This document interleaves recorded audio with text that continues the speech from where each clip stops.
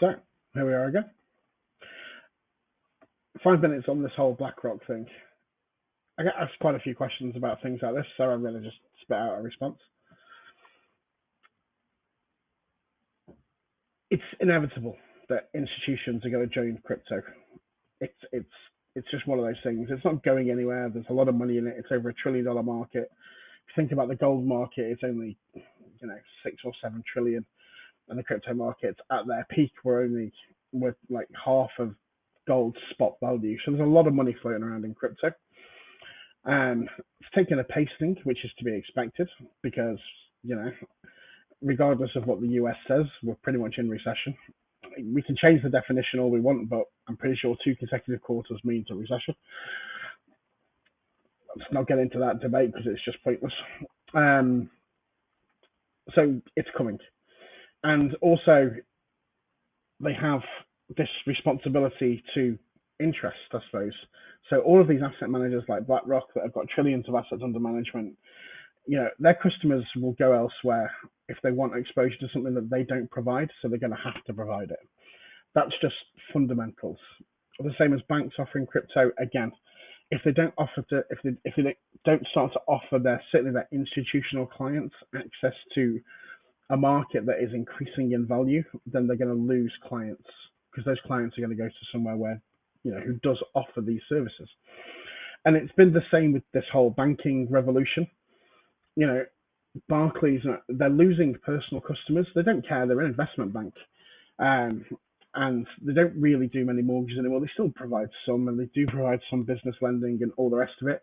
Their main goal now as a bank is an investment bank, and they don't really want to deal with all the bits and pieces, which is why they're closing their branches and they're doing this. And that's as a generation dies and a new generation sort of starts to come in, and that's what's happening. So we're into that phase now where more people use online banking than don't use online banking. So they can start to reduce their actual physical footprint and start to go online only.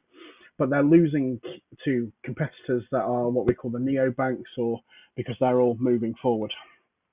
And they offer better, much better services. So it's inevitable that they're coming. Is it a good thing? Is it a bad thing? I don't really know.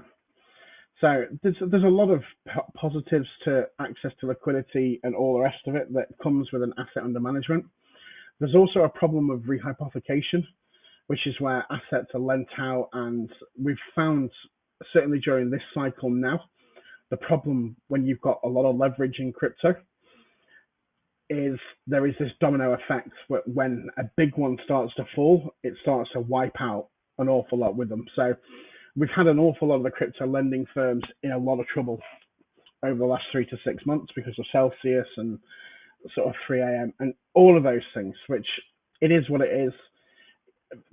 Bottom line, which I will just say now, if it's yours, just hold it yourself. Stick it in a wallet, stick it in a cold wallet. If you've got no intentions of it, just look after it yourself because we just don't know what's going on. And I use the exchanges the same as everybody else, but I only trust them to a certain point. I have a bit on there, but I keep the majority of my stuff in cold storage, and that's just from a personal security point of view. Obviously, if you don't want that personal security and you trust who you are, then great. But if problems do arise and something does happen, then you're in that realm of and it's a lot of responsibility to take on yourself to look after your own assets, and that is the whole crypto revolution in general. It's looking after your own assets and being responsible for your own actions, which it's great, fantastic. But this whole thing, getting back to BlackRock, it is good, it is bad. So as I said, the good points are liquidity, bad points rehypothecation, and then we get into the crux of what is actually Bitcoin's fair value, because is it 20, 30, 40, 50,000? Is it 60,000? Is it 70,000? Is it actually more like the lines of 1 or 2 or 3,000? We just don't know what the market, because it's operated for the last 10 years in a very closed liquidity loop with not much exposure, not much access, not much. So when it's put out to the broad terms, it may actually not be what people are actually looking for. Because when they say, oh yeah, there's only 21 million Bitcoin and there's X amount of millionaires in the world, that's great. So if all 21 million, Bitcoin sell for $1 million and there's 21 million millionaires that have got $1 million Bitcoin, fantastic. But 21 million is a big number for a collectible. As a store of value, it might actually, work more than that. Is it 21 million metric tons of gold? Is it, all of these things have additional use cases and additional things. So we don't actually know that when, crypto actually goes to the masses through these sort of partnerships, what its actual fair value is going to be. It could be higher than we expect. It could be lower than we expect. And only the market will decide that. But another reason for this video is, so we look at this and we look at the chart. So if we look at the day that this was announced, which was the 11th of August, which was yesterday, I believe. Yep. So it was late for me, early for, the States. So, but because I'm in the UK. We look at Bitcoin over the last couple of days. Now on the 9th, it's down here somewhere. There we go.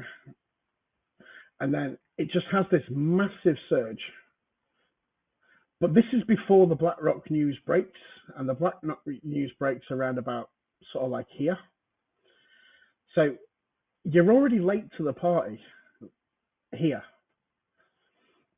And that's the thing with crypto, and that's the thing with the lack of regulations. And somebody actually always knows, and there's always some front movers, and there's always some. So always wait for the news. By all means, embrace it, analyze it. How is it going to be good? How is it going to be bad? So, but FOMO is something that's just terrible. So, and it is, this fear of missing out thing is terrible.